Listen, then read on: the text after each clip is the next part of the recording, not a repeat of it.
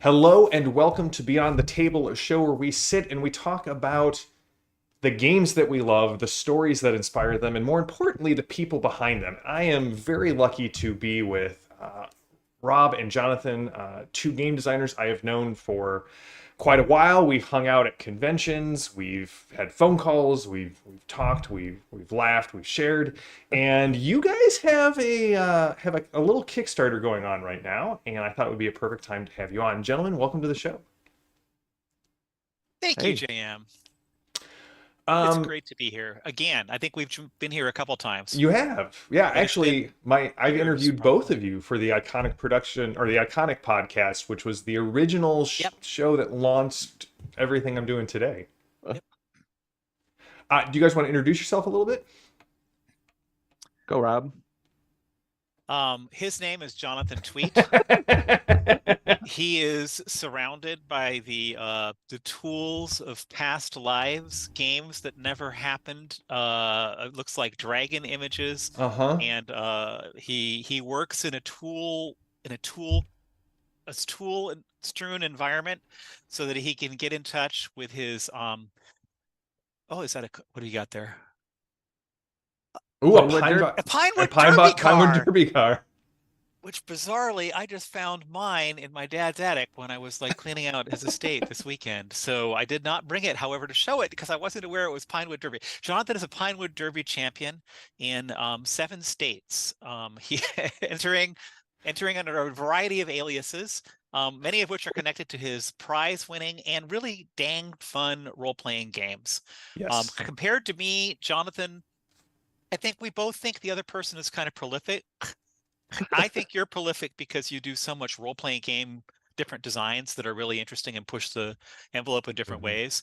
And you think maybe I'm prolific because I also do card games and board games and stuff like that. That's Jonathan was fair. lead designer of 3rd edition D&D, Yep. and when we've been doing 2nd edition D&D, I just want to say something funny that I think maybe everybody knows. You've been fully engaged on this one, the way you were fully engaged on 13th Age Glorantha, and Yeah, you couldn't be fully engaged because you had other jobs. that's right. There were people paying you money to sit That's at a right. desk and create computer things Yeah, before, and now this process is much more like 13th Age Glorantha that's when right. we're both working together. Which I have That's been right. is on my outline to talk about because 13th Age Glorantha, up until the 13th Age 2 playtest documents, was for me the point where 13th was just humming perfectly. Like the class design, the monster design, the inspired sidebar about heroes dumb enough to fight on the back of the Crimson Bat. Like, perfect. Jonathan, do Yes. you want to introduce Rob? Yeah, that sounds great. So this is Rob. He was the lead designer on fourth edition, and he and I did 13th Age back in the day, and now we're doing 13th Age second edition. So he and I go way back. We got to know each other through gaming by like writing physical letters to each other. If you Ailerons and can, Excursions is where I yeah, heard you existed, and then I that's sent you a right. postcard, and I told you something about a book that Yeah, that reminded me of El Hamarja. that's right. Um, Your and response was to say I was completely wrong, but we still kept communicating, which was awesome. that's right. Then and I think that really set the standard, the president for our working relationship. Awesome. Is that we each think the other's wrong, but we keep working together. Well, I mean, in the So in the original 13th Age rulebook, you have these wonderful Rob says, yeah, Jonathan says sidebars, and there are yeah, plenty of times where there have been Jonathan does it this way, but he's a sadistic GM, and Rob does it this way, and he's wrong because this is way too soft of a hand to have behind the that's GM right. screen. That's right. I actually wrote It- one today, Jonathan, about incremental advance, where I said to give Jonathan his due. This is a place he's kinder than me. Um, because it That's feels right. necessary to say we've established your character with such heavy That's right. hands that like at this stage, if we can go ahead and like I'm explain that no, actually, as a game master, he's not a complete jerk. Yeah, lean into Yeah. it. Yeah. Um, That's right. I'm a facultative jerk. A complete jerk is someone who's a jerk, whether it makes sense or not. And Uh-huh. I'm a jerk when it works. It's fair. When it, Did you say so to did you say facultative? Facultative. I love That's one it. of my favorite words. Does that mean using big words when you don't have to? Cheers. Mm. Tinker Hellraiser wants to know, did you guys save your letters? Do you guys still have your correspondences? Like, are we going to publish the Rob and Letters. Jonathan anthology? I Like mean, Tolkien's the letters? answer is I have my letters from gaming, um, somewhere. That's awesome. I'm just going to say a quick thing. I was at my dad's house. I found that my early gaming life was different than I thought. I found the letters I wrote to Tunnels and Trolls, to Flying Buffalo people when All when right. they said they were going to do Monsters. Yep. And I didn't know what the Tunnels and Trolls system was yet. I Yep. wrote, I don't know what system you're using, so I'm sending you these monsters in D&D terms. Oh, God. Oh, please. I know. Reading it was just like, I started reading this stuff and I'm like, I am shutting this notebook. I'm shutting this section. I'm putting it in a bag. I'm going to take it home at some point when I'm But stronger. I'll deal with this. But yes, but I was that kid. that's an important part about what the 70s, though, is that it was a hobby. It was Yeah. not an industry. And so kids could write to the designers and think that they were gonna create a new monster for the game or Yeah. whatever. And partly it was the material was amateurish, right? Like it Mhm. was all just kind That's of a very hobby good stuff point. Yes, pulled together. it wasn't that far from what I was creating. Yeah. Like And my bunnies and burrows stuff was was easily it was easily the equal. I'm sorry, I think my insights into Watership Down might have been, just really important. One of my very first characters that I ever made for any role-playing game was a drunken Bunfu master for GURPS Bunnies and Burrows. all Oh, right. GURPS, bunnies and burrows. Yeah. Right. I know that happened, but Yeah. I'm gonna just say this. I'm sorry, because Steve Jackson really no. Melee Wizard taught me how to play Dungeons and Dragons because Yeah. until I was really playing Melee Wizard, I was like, I don't think this stuff makes sense. Then Right. Melee Wizard was like, oh yeah, this totally must make sense Oh, because it's that's and right. so let me figure it out. And so I played Yeah. I found, oh my God, I found all my old battle sheets of Melee Wizard with like Oh gosh. 40 characters on one sheet and what Oh happened to geez. each of them and stuff like that. So I was like, okay, this is interesting. But what I was going to say is Bunnies and Burrows GURPS. I'm sorry, is this a family channel? Yeah, go for it. I mean, that's about as much fun as graph paper Kama Sutra. It's like slide rule Kama Sutra. Like no, do not stick my bunnies into this hell world. Into this math-based simulation No. program. It's the No. universal role-playing system.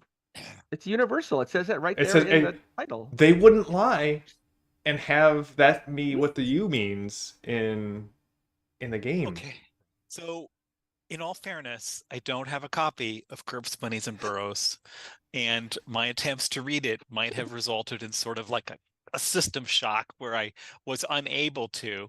So All I'm I now don't know. thinking is that the internet meme where it's Gaston holding the Dungeon Master's Guide, and it says, "There's no dungeons, there's no dragons. This is just math." I should make one with Rob holding a GURPS Bunnies and Burrows. Yeah, I don't know about the slide rule Kama Sutra though, but yeah, you knock yourself out. So to continue introducing Rob, I've known him 30 years then maybe, or maybe longer, because we started corresponding through Alarms and Excursions quite a while ago, and then when I moved out here for the job at Wizards, here he was, and so he's done all sorts of game design stuff. I'm more focused on role-playing games. He's done card stuff like Feng Shui and his own. I really like Three Dragon Ante. Three It's Dragon really Ante is a great game, yeah. multiplayer game, and it's very Heinsonian in that the numbers mean different things, and so sometimes a high number is good and sometimes it's bad, and sometimes it doesn't matter because there's like an auction and your number didn't affect the play, or it's just very I Very love that. elaborate. I love the way, like you say, Hainsonian, and you mean it with all the kindness as a positive thing. But also, if you really go too deeply into it and keep giving examples, you get to the point where it's like, and it just doesn't make any sense. All right, that's fine. That's where we're at. Where we're That's at. that's our Jonathan, on that the other hand, designed a card game that I literally suck at so badly that it makes my head explode because it's based on the rules of set, right? yeah. Clay, There's no tactics. oh, no, there's You no you tactics. can't No, outsmart your it's opponent. can't outsmart your opponent. In fact, you're supposed to notice things, and it's just like every time I play, I can say to the people I'm with, have you had a hard day?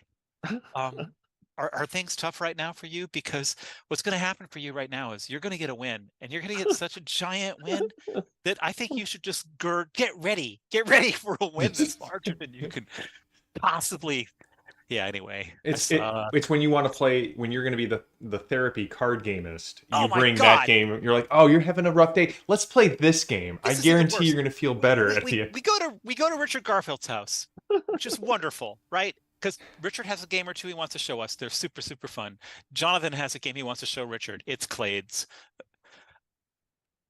Yeah, Richard his son Garfield did doesn't really need a well. win. Wait, Richard Garfield nor his wife, neither of them need a win. They're perfectly capable of winning on their own. But that was just like, and Lisa also just boom, destructo. It was funny because before we went, Lisa said, my wife Lisa said, "Oh, my favorite game. Like, what were you thinking?" And Jonathan's like, "There's no way we're going to play What Were You Thinking, Lisa? Just stop it, because this is for serious new game designs that we're going to be looking at. Okay, so mind your place." You didn't quite say that, but Yeah. and we get there, and then and Richard's pulling out Hive Mind, which is a Mm-hmm. version of Oh What yeah, Were You Thinking that's with right. It interesting is. props. An Yep. awesome Yeah. game. And Lisa was like, yes.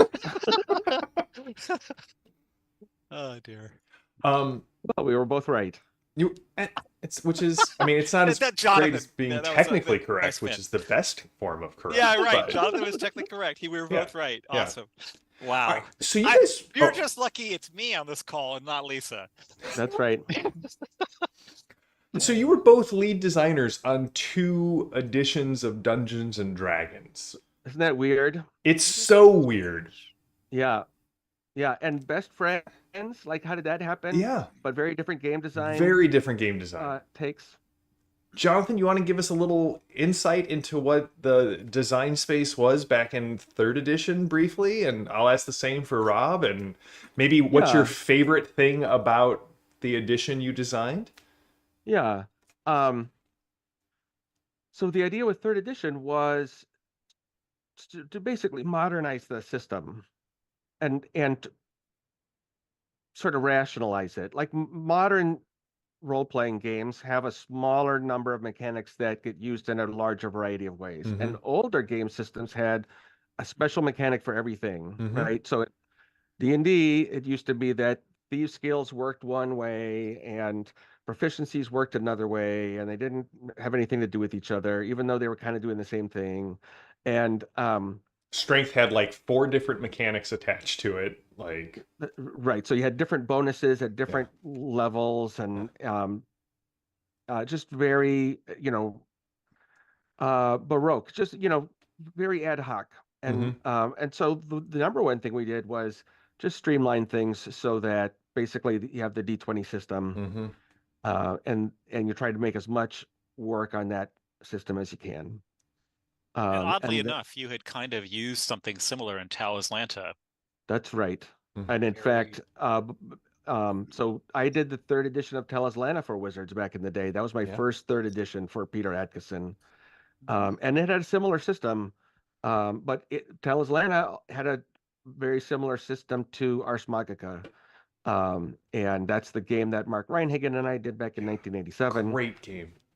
Thank you. And that really is like the 3rd edition D&D system. Tell Atlanta is also similar, but Tell Atlanta has a fixed difficulty class that you're always trying to roll against. Yeah. And in Ars Magica in 3rd edition, the difficulty class depends on how difficult the task is. Yeah. So, so that means even though it was a whole new system to D&D, it was a system that I was very familiar with. Right. You know, it wasn't the same, but I understand how all that works and how to scale it and whatever. And so so that was the big mechanical thing. And then the thematic thing was to turn up the feed on the D&D nature of the game. It's D&D-ishness. So second edition was sort of generic, right? Like you Mm-hmm. could play this in kind of any setting, and maybe, you know, and if you want to think about what a wizard is, think about Circe or Mm-hmm. Merlin or something. And then, but with third edition, we knew that D&D had created its own reality already, Yeah. and we didn't need to refer to history. We didn't need to refer to legends. You know, our description of pole arms never talks about the Swiss using them in the 15th century or anything like that, because D&D is its own reality, and you can just have D&D refer to itself. Yeah. Mm. I remember And your articles on it becoming self-referential. yes, yeah, Yeah. that's right. So that was the big thing.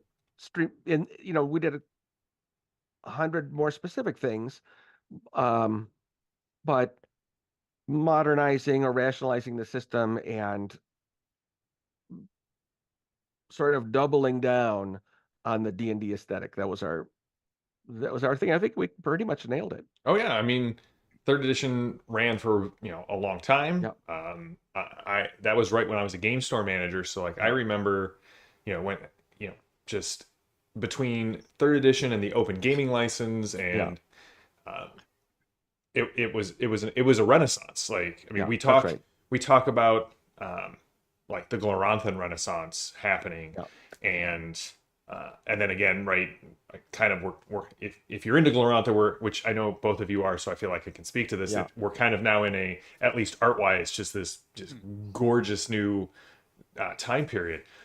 But third Yeah. edition was an explosion, and then Yeah, I that's remember right. going to Gen Con Yeah. as a retail store manager, and Yeah. they announced fourth edition, and I remember all of the retailers in the room thinking, what the hell am I going to do with shelves and shelves of OGL stuff? Yeah. Yeah. Yeah. Which is not a great segue, but was the best I could come up with on the spot, Rob. Well, but bam. Sure. Now, Why before did we you get into do it, that? I love fourth edition. I ran 6 campaigns, 3 of which went all the way to level 30. I ran So- the Wow. Scales of War Holy. Wow. all the Wait, way through. how many campaigns do you say to level 30? 3 all the way to level 30. Like my So group that's was 90. And then how was- many other levels for the other ones? The other ones petered out or came to a conclusion somewhere in either right at the start of Paragon tier or right at the middle. Did you start at first level? Yeah, like my gaming group, we had no All right. kids.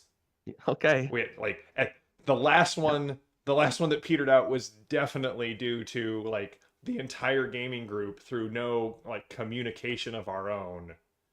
All having children. All having children within like 3 months of each other. We were like, see you later. Oh, yeah. But no, we played. That'll do it. We loved it. Yeah. Yeah, fourth edition is great. Yeah. I suspect that in a certain sense, your retailer segue is actually perfect, because the problem there was that Wizards of the Coast had already made its money on those books. I mean, so why was there a 3.5? I mean, there definitely wasn't a. I mean, okay, wait. At the time that 3.5 was decided, I'm not positive that I was actually in a position to know exactly what was going on, like with Wizards. But I don't think 3.5 was done because third edition was broken. I believe 3.5 started as a small update to go ahead and be able to sell the books again, and then sort of grew a little bit out of that. And fourth edition was similar. I mean, the truth is that D&D sales had been somewhat declining. There's the arc, right? And Yeah. that's shoots not up. okay with Hasbro. I mean, Hasbro is not right. like, hello, your sales are declining. Well, keep up the work. Yeah, no, that's not in it. Once your D&D line has done all the really in-demand topics and they do seafaring or pirates or something like that, that's when you know that the line is at an which is end. surprisingly close to jumping the shark. I mean, it's it's well, are you jumping it or are you riding it? Or maybe it's just in the water. But if you've got a bunch of ships, then there's a Do you problem. know what book made me think that an edition change was coming from third to fourth? Is when they did, what was it called? Ghost Walk? Or it's like, Yeah. here's a whole campaign setting for after you have a TPK. I'm like, well, that seems oddly specific and really weird. Why would I spend $40 on playing dead characters when we could But wait a it might, second? yeah, I think it might have been intentional. I mean, Sure. it was sort of, we're going to stick an ad hoc one-off thing in here because we're switching gears. Yeah. Fourth edition, like while fourth edition was happening, there were some interesting third edition books that came out, like a Book of Nine Swords, that That's were right. using Yes. ideas that were presently that were at that moment the fourth edition design. They changed a little bit later on, and I kind of think, in retrospect, who knows? But I third love edition that was book. a language. It was a simulation language, and we knew starting out. Well, I knew, and I think other people maybe felt the same.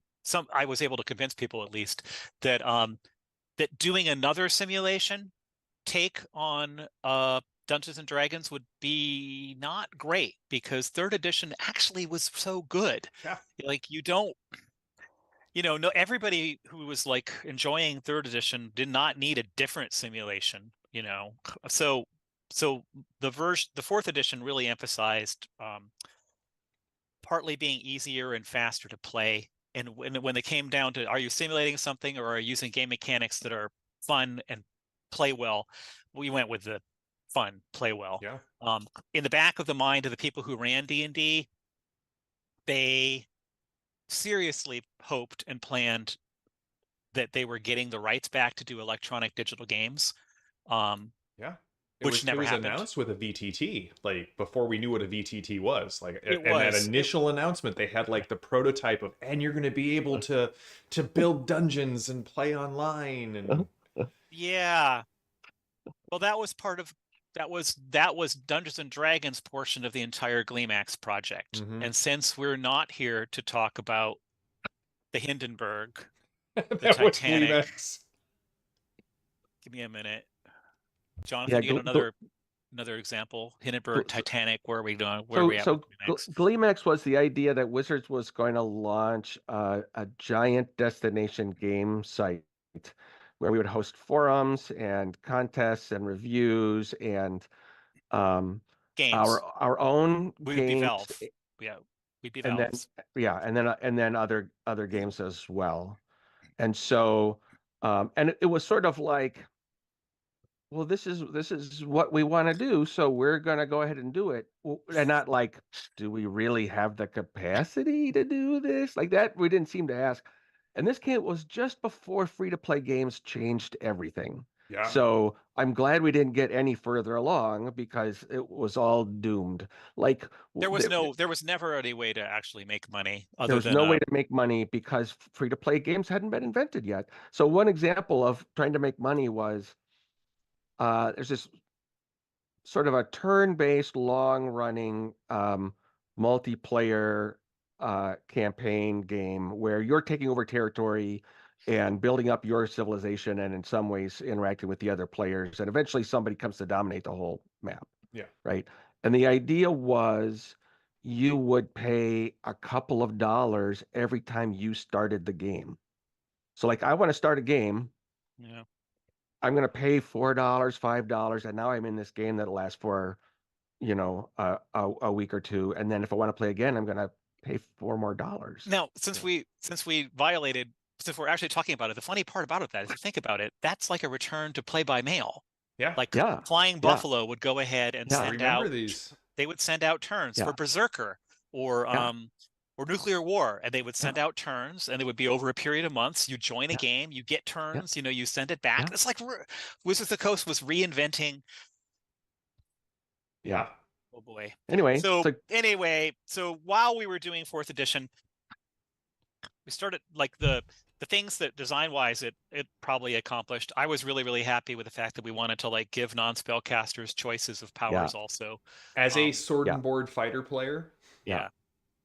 That was important. Thank you. That's really I was exciting. less happy when we ran out of time and we didn't make the characters as different as I thought they would be, and that's partly what 13th Age is. Yeah. 13th Age is saying, let's make the fighter and the sorcerer not use the same exact, sort of program of getting their powers and applying their Yeah. maneuvers and spells. Yeah. And so 13th Age deliberately leans into doing something else, but we ran out of time on that one. 4th edition, it's weird because I think about this less because I was so not involved in the way that it remodeled the world. Mm. Basically, it was partly the tabletop role-playing group deciding to take control of certain things it hadn't before, like take over from books, advance the timeline 100 years. And Oh, like in the Forgotten Forgotten Realms Realms. side of things. yeah, Yeah. which is one of the really crazy. Mhm. And the world, Jonathan, I quote you fairly regularly, so let's Okay. find out if Yeah. I'm getting the quote right.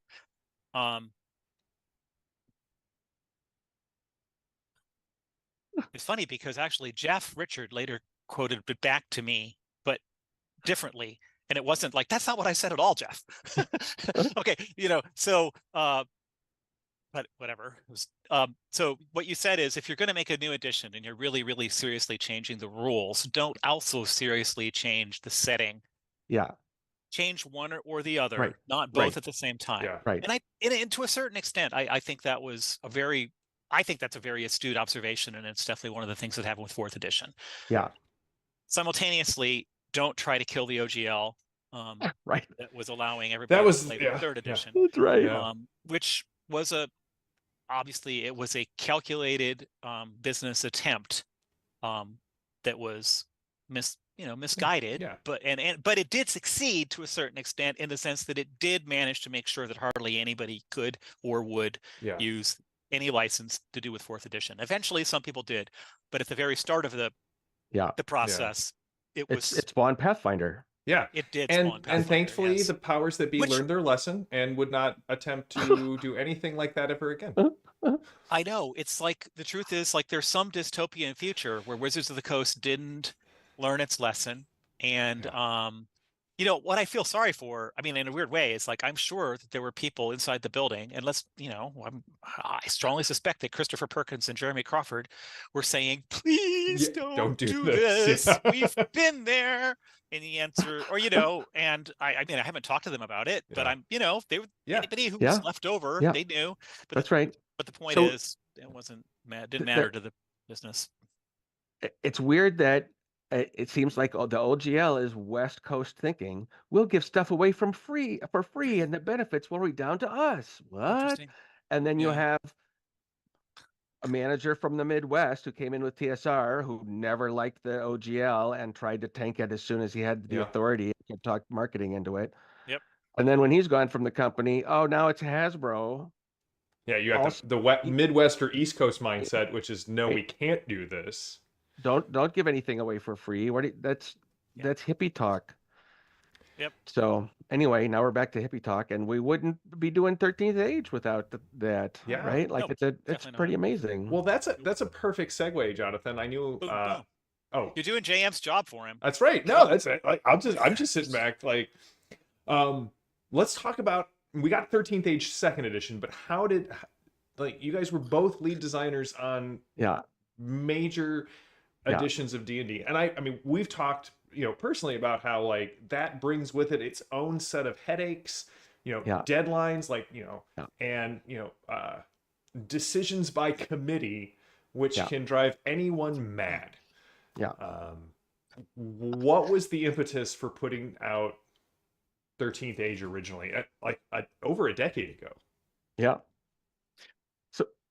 The original impetus, there was a moment where Simon Rogers asked me, "Hey, are you doing anything? And if you're not yet, if you want to write a game, I'll publish it." And I think I talked with you after that, Jonathan. So Right? you and I sat down maybe in your garage. Yeah. And said, well, we're both free to work on a new game at the same time. It's Yep. no longer one of us is working. Yep. And for the man and the other's not, or whatever. So you and I were to combine our efforts, what is the very best game we could possibly provide to this world? Yeah, Awesome. And so we started talking about it, and we came up with this game. that's right. Yeah, Yep.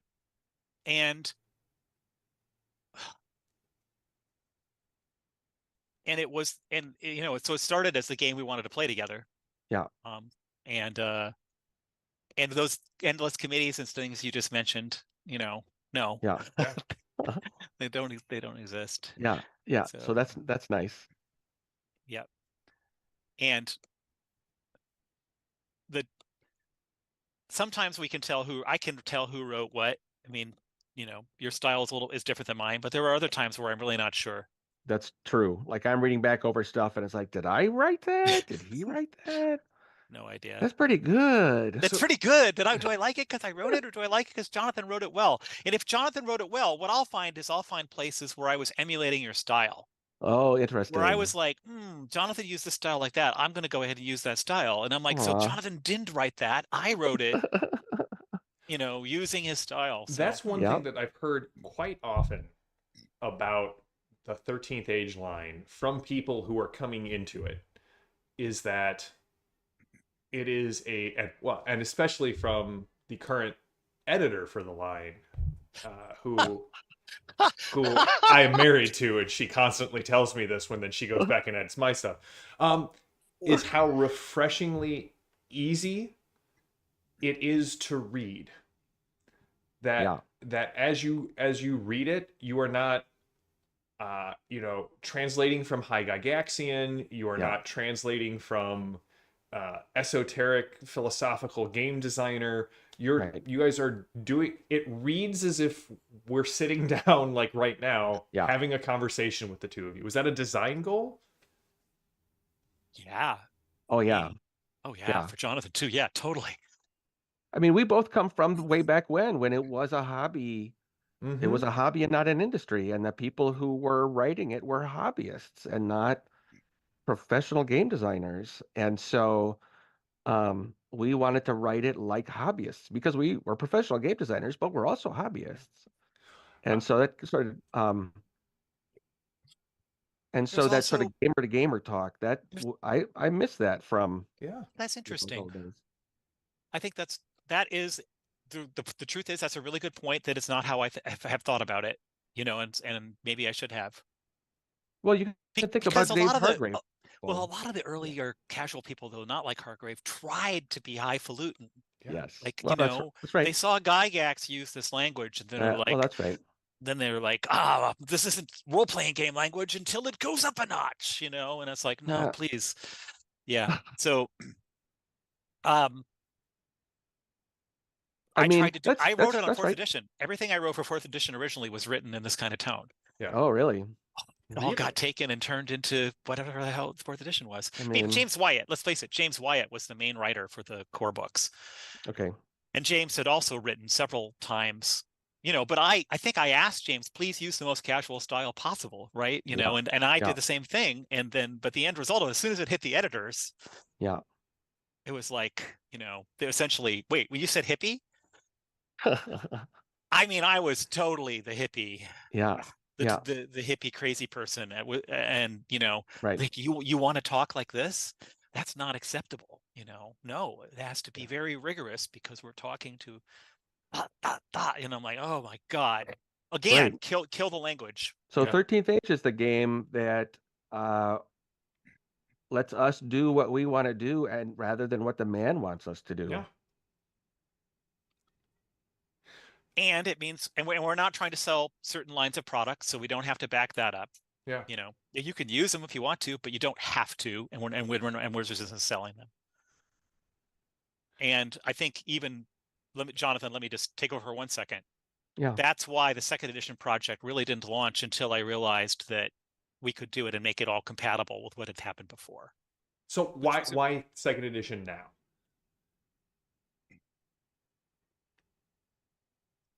Partly, Well, we're both free to work on it together, and Lee was free to work on. You know what I mean? It's like, it's once again like 13 True Ways. It's like, yeah, everything's we made this happen. We also already did 13th Age Glorantha together, and Yeah. I loved that process. So getting to like do Such that a great again book. was really significant, like, and really happy. Yeah. Yeah, that was really good.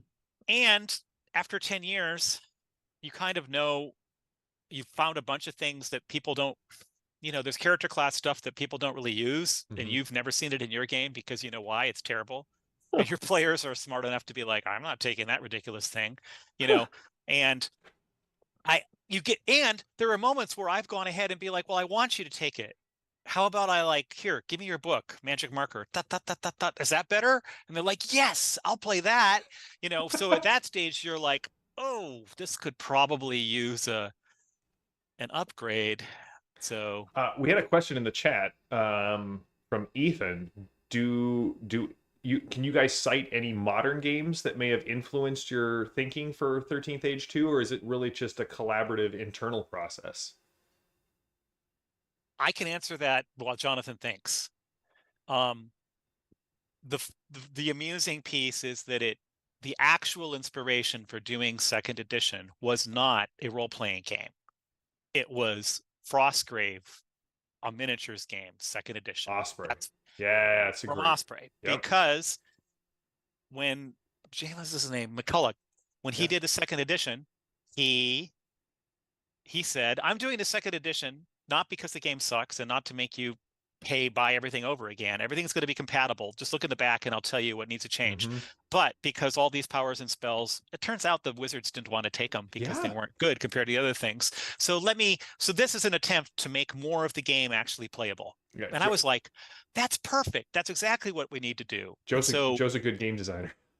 yeah, Yeah. yeah, he is. I mean, I mean, in a weird way, that is a direct sequence for me, but it's not the kind of inspiration you might have been looking for. So one thing that I've got inspired by is some of the uh, sort of modern story-oriented games like Hero Wars by Robin Laws. I guess it's Quest World now. Yeah, it's Quest World. Yeah, and Apocalypse World. Yeah, And that's one of the things that they say in there is that um, results should be decisive.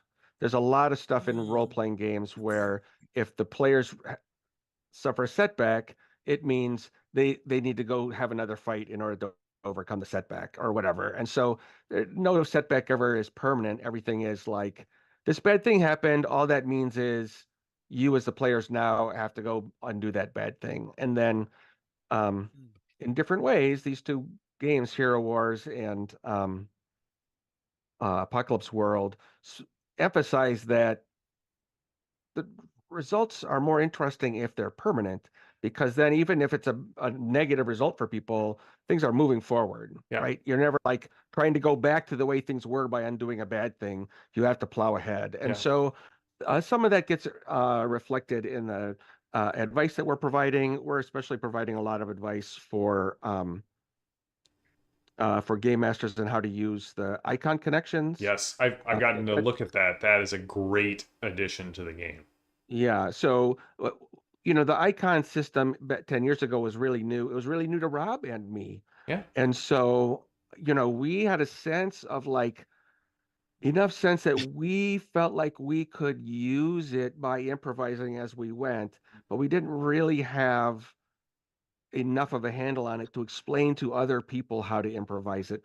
Do you remember that we actually put a sidebar in saying, hey, there's an Yeah, awful lot of creativity out there, and that's right. you guys are going to play this game, but in a Yeah. couple years, you'll probably know how to use these icon connections better than us. Yeah, Well, because we yes, knew we it did. was, Yeah. experimental. And now we know what we're doing. And so Yeah. we can come back and say, okay, we figured out how to not just ways that you can use these, but ways that you should use these to have a better experience. So Awesome. that's exciting. And the finality thing is important. And the other, like with the flee rule, where you can get out of any combat at the last minute if you want, but you have to suffer a setback on the narrative level somehow in the story of the campaign.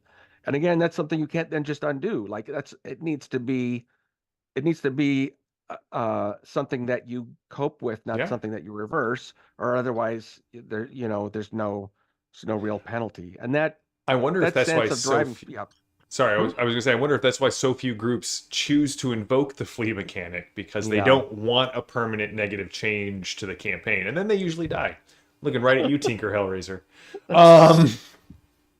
There's Well, also the fact that we called them a campaign loss before. yeah, that was the Yes. wrong wording. Yeah. Setback, narrative setback. Narrative That's what setback it is much I easier. we haven't called it setback yet, but that's just because we were talking about whether or not we should just get rid of the word loss, and I think Yeah. we're going to. Yeah. So Tinker Hellraiser had a question. What is your favorite thing that's changed in second edition? Like for you, like if you could pick one thing that you're like we've changed. I know a lot of I've this got has an answer, been but Jonathan, do you want time to Yeah. think, or do you? a lot of I- this has been updates, making the game more playable. I would argue some of the best things that are coming out of the playtest are a little bit more of what you were talking about, Rob, where you're like, okay, now the fighter plays even more differently than the barbarian, and the ranger feels special, and the bard, which is clearly Rob's pet class, is now even cooler. Oh, yeah. Well, okay, so I don't have to answer your question then. No, it's just... No, I don't, because you just named it. Did I name it? Was it the Bard update? Yeah, it's the Bard. Yeah, sure. I've been look. I've designed multiple bards now. For Dungeons and Dragons and for Yeah. 13th Age, and I've always still felt there was something lacking, and Yeah. partly that was a respect for the music as an integral part of the character, instead of we're a little embarrassed this guy's over here singing and he's carrying a lute in the middle of combat, which is like his choice and all, but just try to pretend he's useful. And yeah, so I'm excited about actually having a bard that's magical and musical and surprising. So I think the most important thing that we've done for the players is to fix the icon connection rules. that's this number. Yeah, right. I think number 2. that's going to have the biggest impact on the most times in the most tables. My favorite thing is that the monsters are a lot meaner. That is true. Well, that's In good. fact, you keep on, every time a playtest packet goes out, Jonathan looks at it, and I think part of him is like, this isn't mean enough yet. That ability doesn't really make anybody make any hard decisions. It really should be happening more often, and it should force them to save. Yeah, that's it. Then Well, I mean, Jonathan, I will let you know that everyone at my table definitely, when they're like, nastier specials, just means JM's going to use them. Because I do. That's I use right. all of the nastier specials. Oof. Not all of the ones that are listed, but Yeah. if the monster is a nastier special, it's an automatic one, kind of Yeah. for me. Yeah. Good. Arch Willow says, I had my doubts about the 13th Age Bard, but I got out of playing one in a session about 5 minutes ago, and it is super effective as a healer melee damage hybrid in a small party. So Wow, literally, that's hilarious. That is hot out of the press. A song that has just been sung. The check is in the mail. Thank you for that comment. That's awesome. Ethan saying that he's very excited for this new icon relationship system that you guys are talking about. And Mike says, hey, are you guys going to fix the glaring lack of water pressure rules in first edition?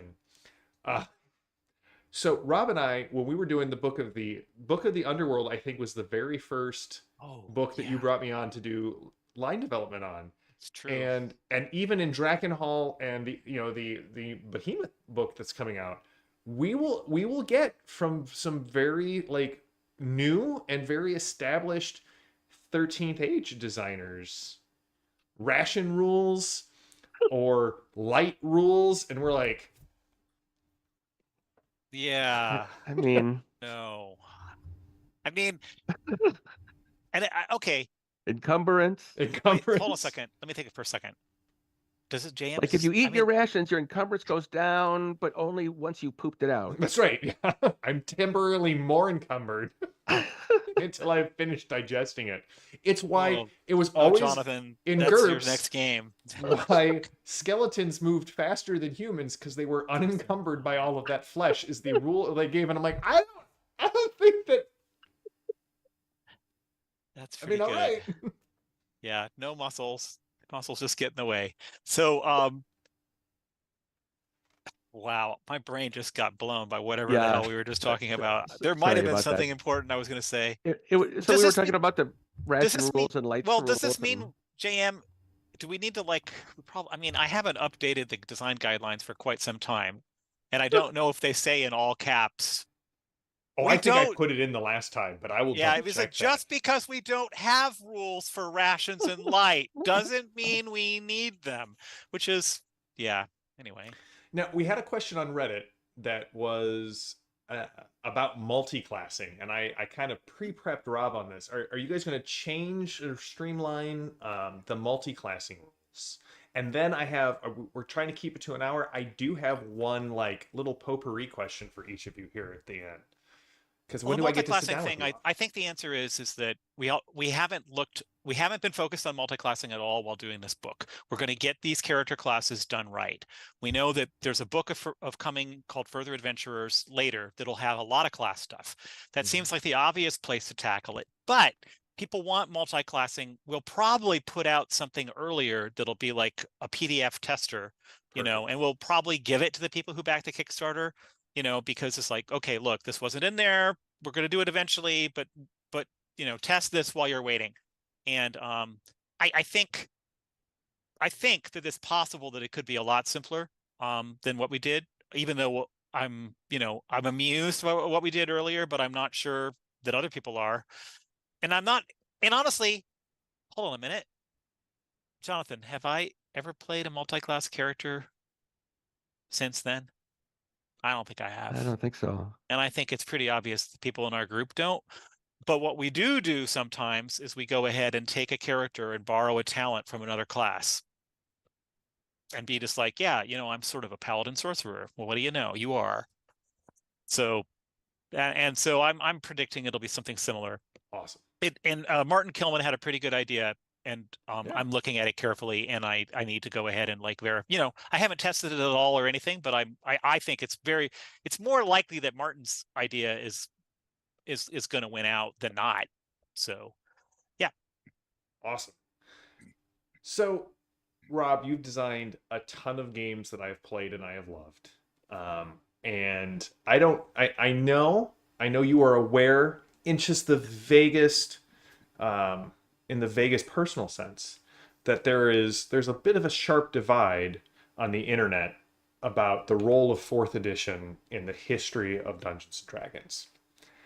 But there has been recently a lot of love for 4E, both by people like Matt Colville, who is like the best design monsters, like the most fun design monsters were from 4E.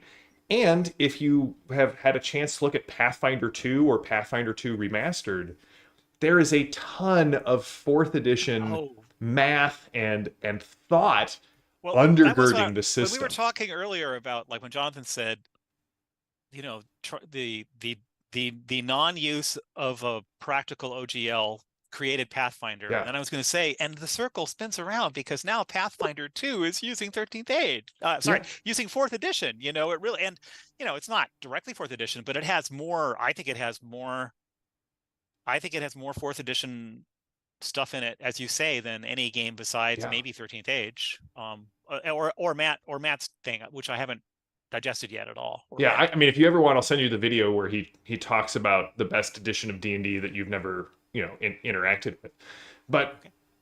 I think it goes back to speak to how well designed that game was. Like, I realize a lot of people didn't like the setting changes, which we talked about. I like the points of light focus. Yeah, I thought the points of light is really cool. But then Yeah. I think one of the reasons that it was easy for me to get into third edition when it came out is because it was Greyhawk, and I'm like, I know Greyhawk. I just have Yeah. to learn this. But there are people out there who are taking the fun that they had with fourth edition. And I'll be honest, the last fourth edition game I ran, some people were like, well, do we want to play? I've never played this, and I've got my 4U books kind of sitting right here, and I got to tell you, I ran it on Roll20. Uh-huh.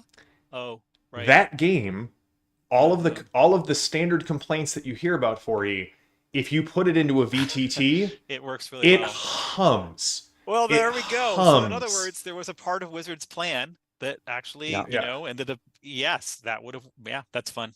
Okay. But as Jonathan says, it was something we wanted, it's something that would have worked. The capacity, on the other hand, Yeah. no, not much. Yeah. All So, right. What is your question, sir? well, I was just getting your feedback on kind of like the resurgence of the 4E bones, Well, if you will, like rising from the grave, infused with some sort of necrotic energy, and I would slowly say that it's rising from the grave infused with necrotic energy, and it will find 13th age dancing above that grave, fully fleshed, flamboyantly costumed, and singing songs with bardic songs other not imaginable in the previous encumbered world. by flesh Covered by and flesh. rations That's and right. digestive That's right. juices. Okay, well, that's your edition. Uh, so Jonathan, you've designed a ton of games that I love. I mean, you both Okay. have, but like role playing game wise, like Ars Magica, which I'm with Tinker. I've been mispronouncing my entire life.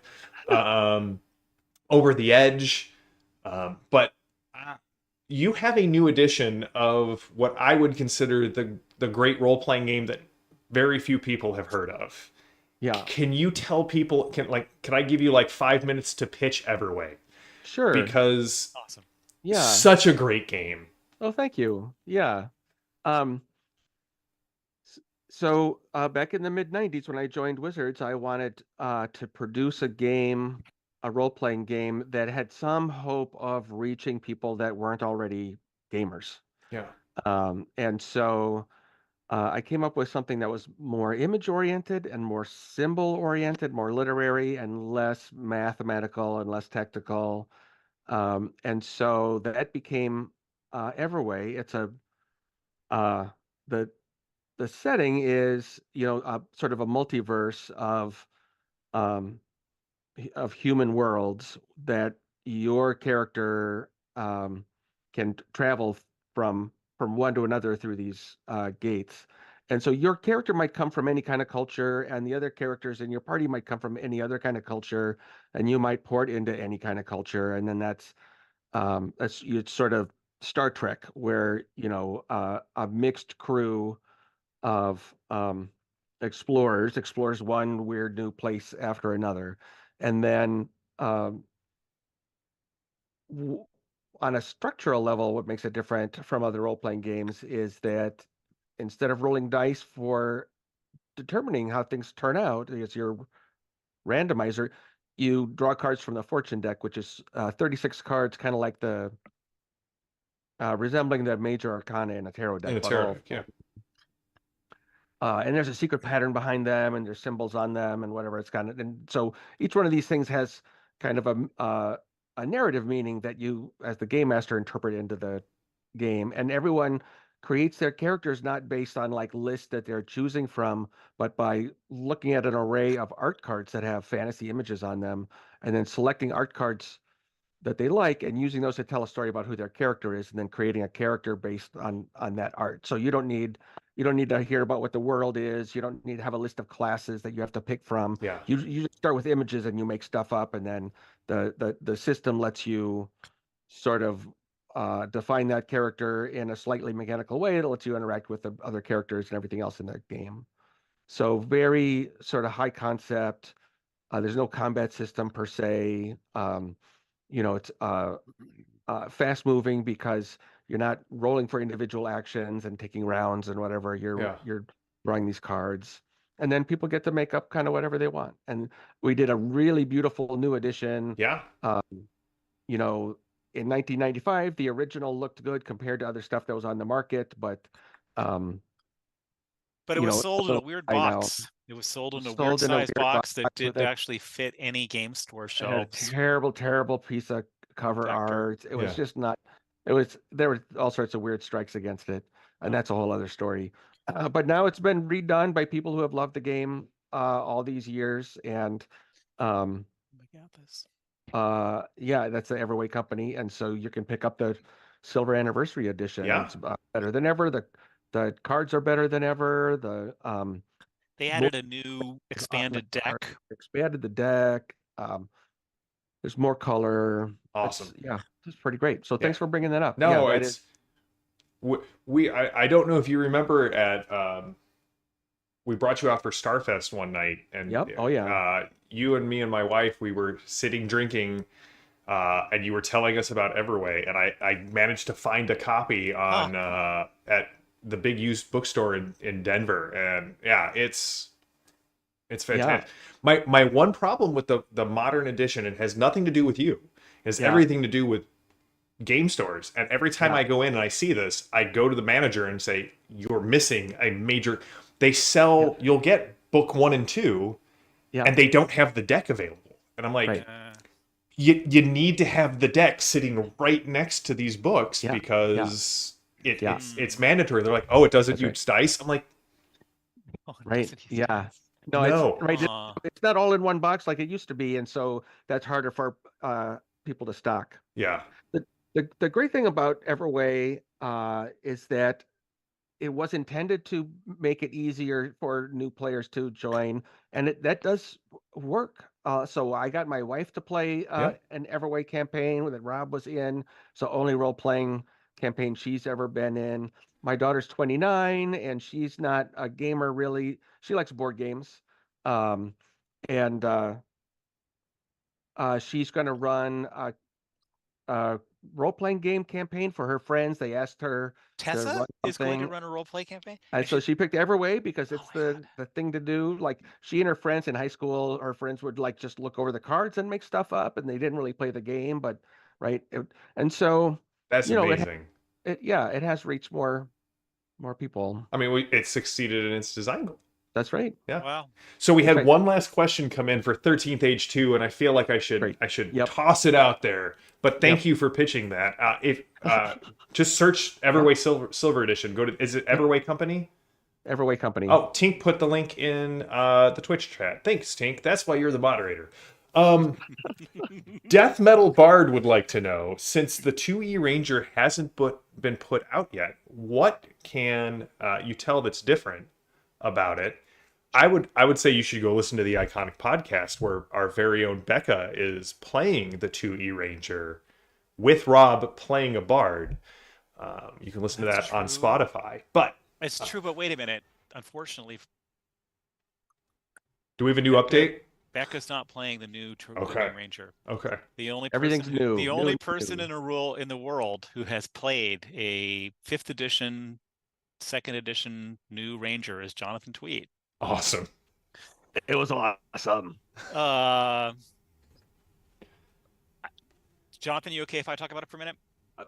Yeah, please. I'm waiting for you to talk about it. Sure.